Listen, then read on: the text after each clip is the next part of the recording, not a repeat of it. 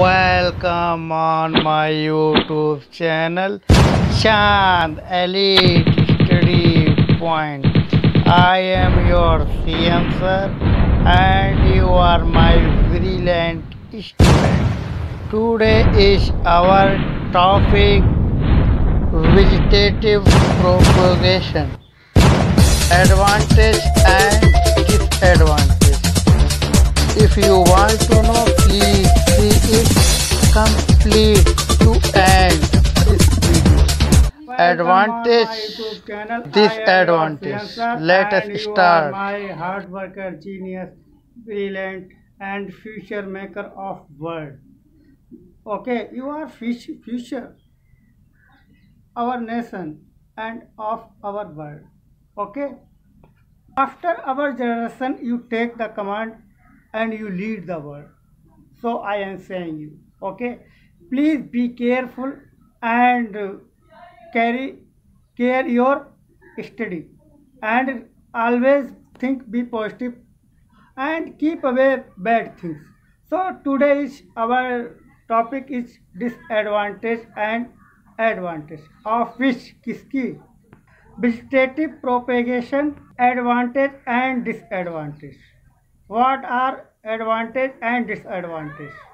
First we write advantage. And to advantage, true to type, each is a clone of the percent only only way. For some varieties, we can say each is a clone. Each is a clone of the parent. Only way for some varieties. Example variation. अब इसमें क्या होता है, मान लो ये एक plant है, उसी से एक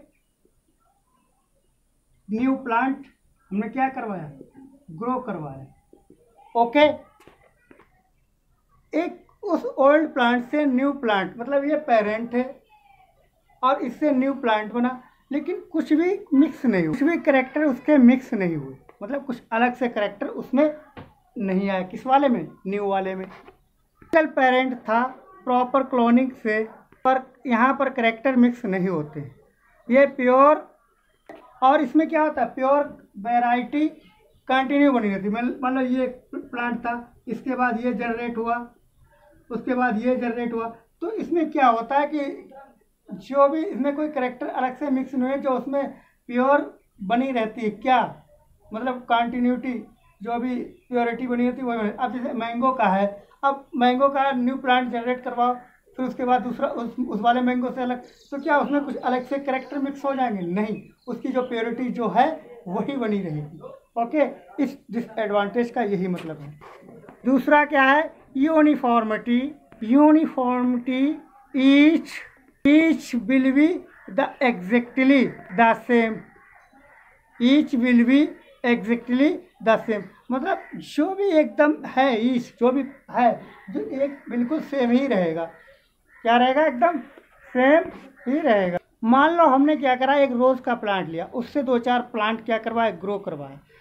तो क्या उसमें कुछ अलग है, तो रोज़ का है तो रोज़ का ही रहेगा, उसमें जो उसका जो करेक्टर उसका है वही करेक्टर उसका बना रहेगा. इसीलिए क्या गया, यूनिफॉर्मिटी रहेगा, सेम रहेगा. Okay, the only way to reproduce sterile varieties such as Vitis vinifera, Thomson seedless.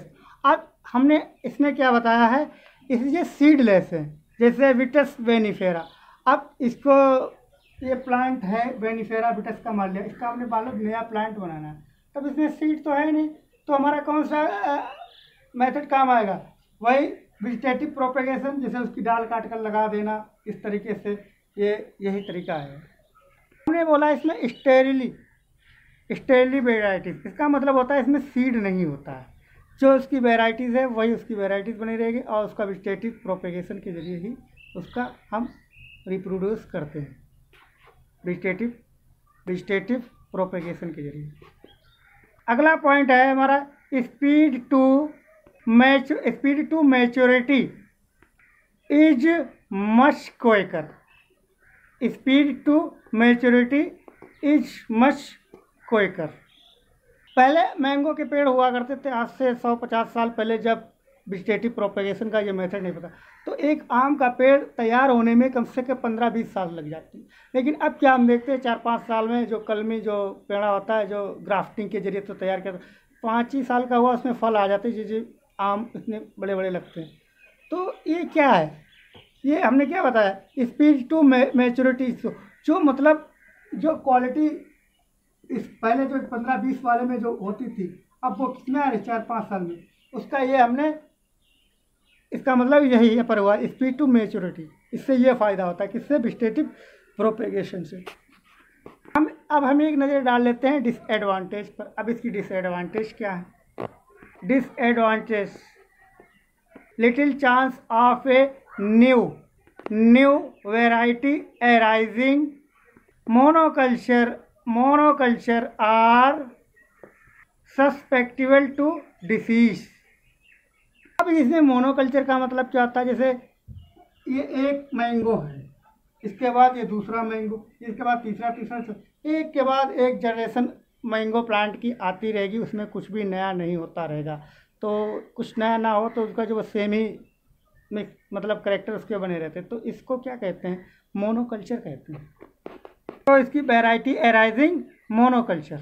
Okay, दूसरा हमारा पॉइंट है cost, require skilled labour and after care. ये कास्ट लिखा हुआ COST, कॉस्ट का मतलब होता है हाई कॉस्ट, हाई प्राइस, ये महंगे होते हैं। मतलब ये पेड़, जैसे अभी कलमी का पेड़ आप लाइए मैंगो का लगाने के लिए, तो क्या होगा, आपको थोड़ा महंगा मिलेगा। क्यों महंगा मिलेगा? क्योंकि इसमें स्किल्ड लेबर हुआ है। मतलब हम उसको इस तरीके से प्रोपेगेशन नहीं कर सकते हैं, उसको कलमी नहीं बना सकते।